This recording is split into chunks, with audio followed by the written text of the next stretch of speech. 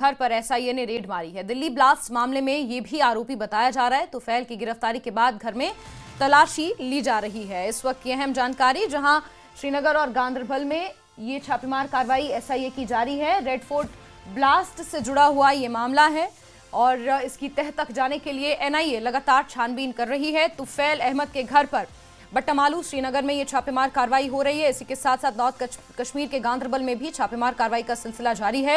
NIA के पास Delhi blast मामले की जांच सौंपी गई है, लेकिन एसआईए भी लगातार कार्रवाइयां कर रही है और एनआईए की एक तरह से मदद एसआईए द्वारा की जा रही है। तो स्टेट इन्वेस्टिगेशन एजेंसी की तरफ से ये छापेमार कार्रवाई बट्टामालू में तुफैल की गिरफ्तारी के बाद उसके घर पर तलाशी ली जा रही है। ये तुफैल एसी एयर कंडीशनिंग का मैकेनिक बताया जाता है और ऐसे में इसके घर पर यह छापेमार कार्रवाई श्रीनगर में जारी है। इसके इधर गांदरबल में भी एसआईए की टीम छापेमार कार्रवाई को अंजाम दे रही है।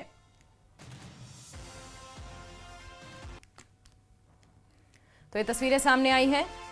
श्रीनगर में एसआईए की छापेमार कार्रवाई है और ये खबर सामने निकल कर आई है। श्रीनगर के बट्टामालू से आपको तस्वीरें भी दिखा रहे हैं। साथ ही साथ गांदरबल में भी छापेमार कार्रवाई को अंजाम दिया जा रहा है। एसआईए स्टेट इन्वेस्टिगेशन एजेंसी लगातार कार्रवाई में मदद कर रही है। एनआईए इस पूरे मामले की जांच कर रही है।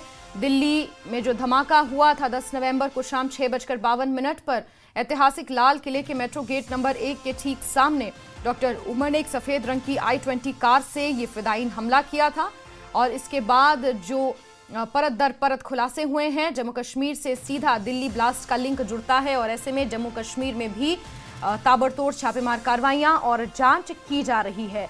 इसी क्रम में तुफैल अहमद बट के घर पर यह छापेमार कार्रवाई हो रही है। सरोज कफील हमारे सहयोगी जुड़े हुए हैं फोन लाइन पर। सरोज, क्या अपडेट्स अभी तक सामने निकल कर आए हैं? देखिए, कार्रवाई जो है वो खत्म हो गई है। आज सुबह करीबन 8:30 के करीब ये कार्रवाई शुरू हुई थी तुफैल अहमद के घर पे बट्टामालू में। लेकिन आपको बताते चलें कि ये एक एयर कंडीशनिंग रिपेयर इलेक्ट्रिशियन है यहाँ पर, और हमने देखा जब भी दिल्ली का ब्लास्ट हुआ था उसके बाद एक कड़ी बनी थी इन डॉक्टर्स के नेक्सस की, लेकिन साथ ही साथ जितने भी इंजीनियर्स थे या इलेक्ट्रिशियंस थे इन पर भी प्रहार हुआ था, जिसके चलते हुए आपने देखा कई सारे नाम सामने आए, जिसमें तुफैल का भी नाम सामने आया था। और अभी हालांकि वो हिरासत में है, लेकिन सुनने में आ रहा है कि उसने जब इंट्रोगेशन हुआ कुछ इनपुट दिए थे, जिसके चलते हुए आज उसके घर पे कुछ इंपॉर्टेंट एविडेंसेस कलेक्ट किए गए हैं, जिसमें से 3 मोबाइल फोन्स और एक आईपैड निकला है, जिसमें कुछ सेंसिटिव इंफॉर्मेशन है, जिसपे अभी छानबीन चल रही है। ये इस वक्त अपडेट है। बाकी इस तरह से किस तरह से और कड़ियां खुलती रहेंगी वो तो अभी आने वाले टाइम में पता लग पाएगा। जी बिल्कुल सरोज, इसके इधर गांदरबल में भी एसआईए की टीम ने छापेमार कार्रवाई को अंजाम दिया।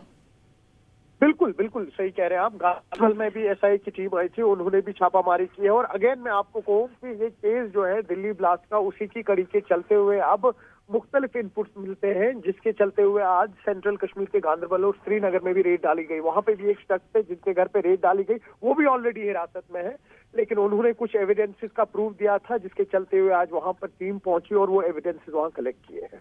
बिल्कुल बिल्कुल सरोज, बहुत बहुत शुक्रिया हमारे साथ जुड़ने के लिए। तो छापेमार कार्रवाई फिलहाल बट्टामालू में खत्म हो चुकी है। सुबह 8:30 बजे के करीब ये छापेमार कार्रवाई शुरू हुई थी।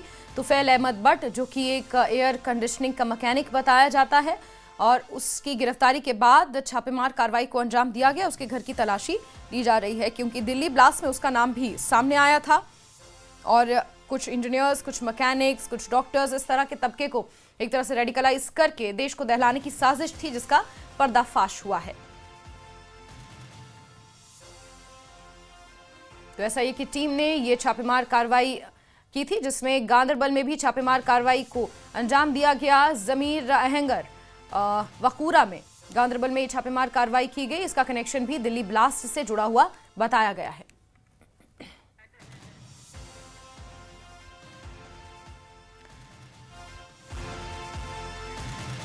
तो दिल्ली ब्लास्ट केस में ये बड़ी कार्रवाई हो रही है आज।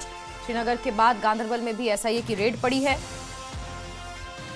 व्हाइट कॉलर टेरर मॉड्यूल में ये तलाशी ली जा रही है, क्योंकि जिस तरह से तार सामने निकल कर आए थे, drone expert, engineers, mechanics, electricians, इस तरह के लोगों का भी एक नेटवर्क था, जिसे डॉक्टर्स के नेटवर्क ने जोड़ने की अपने साथ कोशिश की थी।